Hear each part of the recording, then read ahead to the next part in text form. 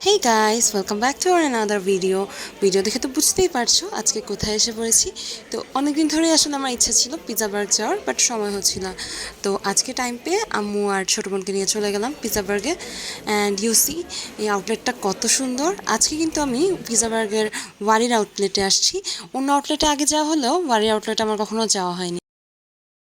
আজকে আমরা ট্রাই করেছিলাম তাদের দুজনের একটা কম্বো, যেটাতে ছিল একটা 7 ইঞ্চি পিৎজা, সাথে 4 piece chicken lollipop, fried mushroom, chicken sausage আর স্পেশাল সস।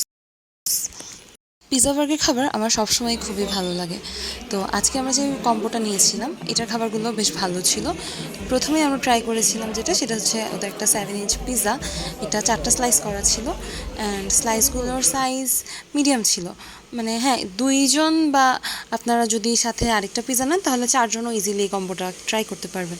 তো পিৎজাটার টেস্ট আমার খুবই ভালো লেগেছে, পিৎজাটা খুবই মজা ছিল। রেটিং বললে আমি এটাকে দিব 9/10। সাথে সসেজ ছিল, সসেজ তো অ্যাজ ইউজুয়াল যে টেস্ট হয় সেরকমই ছিল।